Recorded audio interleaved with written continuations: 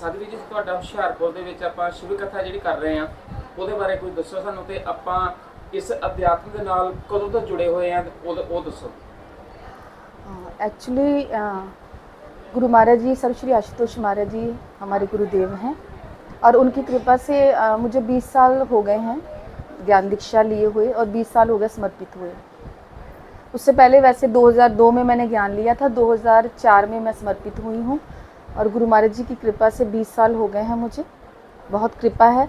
ऐसे ही महाराज जी सेवा का अवसर देते रहें, यही इच्छा रहती है। और यहाँ पर हुशियारपुर में हम शिव कथा करने आए हैं, बहुत अच्छा लग रहा है। यहाँ के जो लोग हैं बड़े भक्ति भाव वाले हैं, सब बहुत अच्छे से मतलब सुनते हैं और बड़ा अच्छा भी लगता है, तो बढ़िया है सब। जैसे हुशियारपुर में हम कथा कर रहे हैं तो इस कथा में बहुत आनंद भी आ रहा है, भक्त भी बहुत ज़्यादा आ रहे हैं, सब मंदिर भरा होता है, तो बड़ा अच्छा भी लगता है कि लोगों में अभी भी आध्यात्मिकता मतलब भरी हुई है, क्योंकि ये हमारी भारतीय संस्कृति है। तो लोग देखकर खुशी होती है हमें कि वो अब भी हमारी संस्कृति से, अध्यात्म से, वो सनातन धर्म से जुड़े हैं, तो अच्छा लगता है। तो जैसे हमने 2 दिन की पहले कथा की जिसमें माता सती जी जो है भगवान शिव को नहीं पहचान पाते, श्री राम को पहचान नहीं पाते और अपनी अल्प बुद्धि के कारण, अपूर्णता के कारण वो भगवान शिव से बिछुड़ जाते हैं, तो श्री राम की परीक्षा लेने के लिए जाते हैं, तो माता सीता का ही रूप धर करके वो चली जाती है। वही कारण रहा कि भगवान शिव ने उनका पत्नी रूप में त्याग कर दिया। तो माता सती को अपने शरीर का त्याग करना पड़ा, क्यों करना पड़ा? क्योंकि वो श्री राम को पहचान नहीं पाई, उसके पास पहचानने वाली आंख नहीं थी। यही कारण रहा कि उनको भगवान शिव से दूर जाना पड़ा। लेकिन दूसरी तरफ हम देखते हैं कि माता शबरी जब उनके द्वार पर श्री राम आते हैं तो झट से पहचान गए कि आप श्री राम आएंगे, तो उनका स्वागत करती है। तब उनको अपने गुरु की बात याद आती है, शबरी देख राम गृह आए, मुनि के वचन समझी गए भाई। वो अपने गुरु के वचनों को याद करती कि मेरे गुरु ने कहा था कि शबरी एक दिन तुम्हारे कुटिया में श्री राम आएंगे, और उससे पहले उन्होंने उसको ब्रह्म ज्ञान दिया था और उस ब्रह्म ज्ञान की दृष्टि से उन्होंने श्री राम का दर्शन किया था, इसलिए वो श्री राम को पहचान पाई।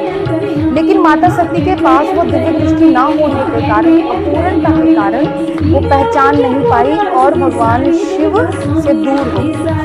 तो दूसरे दिन हमने ये कथा में सुनाया था कि वही माता सती अंतिम समय में जब अपने प्राणों का त्याग करती है तो उसके मन में एक ही भावना कि प्रभु मैं अपनी अलग बुद्धि के कारण आपसे दूर हो गई, लेकिन अब मेरा अगला जो भी जन्म होगा, हर जन्म में मैं आपकी दासी बन करके आऊँ, आपकी सेविका अर्धांगिनी बन करके आऊँ।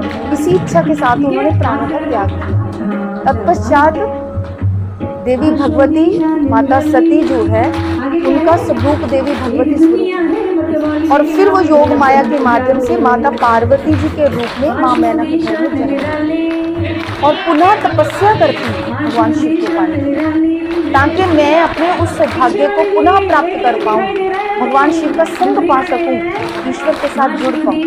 तो फिर वो इतनी तपस्या करती हैं, इतनी घोर तपस्या करती है कि भगवान शिव को उनको वर्ण करना पड़ा। उन्होंने देवऋषि नारद जी को अपना गुरु बनाया और ब्रह्म ज्ञान की साधना की, जिसके कारण भगवान शिव ने उनका वर्ण किया। अब यहाँ पर जो माता सती है, जो पार्वती है, एक आत्मा है और भगवान शिव परम आत्मा है, मतलब परमात्मा। और इन दोनों का मिलन देखिए कैसे होता। इन दोनों का मिलन जो देवऋषि नारद जी के माध्यम से होता है, जो गुरु के प्रतीक है। नारंग ददाती इति नारदा, अर्थात जो अज्ञानता के अंधकार को खत्म कर जीवात्मा के घट में प्रकाश कर देते हैं, उसको नारद कहते हैं, उसको गुरु कहते हैं। इसलिए नारद जी का उनके जीवन में जब आगमन होता है तो बीच में गुरु जब आते हैं नारद जी, तो फिर आत्मा का मिलन परमात्मा से होता है, तो फिर इंसान का जीवन सफल होता है। इसीलिए यही कारण है कि आज हम भी वो आत्मा है और वो परम पिता से मिलने के लिए हमें भी आज आवश्यकता है एक पूर्ण संत की, जो हमारे घट के अंदर भी उस भर्गो ज्योति का दर्शन करवा दे, ईश्वर से हमें मिला दे, हमारा मिलन प्रभु से करवा दे। तब हमारा जो जीवन इस संसार में आना जो है वो सार्थक हो पाता है, जीवन सार्थकता को प्राप्त करता है। यही प्रत्येक मनुष्य के जीवन का आधार है। और गुरुदेव आशुतोष महाराज जी ऐसा ही ब्रह्म ज्ञान प्रदाता संत हैं, पूर्ण गुरु हैं और ऐसे ज्ञान को प्रदान कर हमारी जीवात्मा को परमात्मा से मिलाते हैं।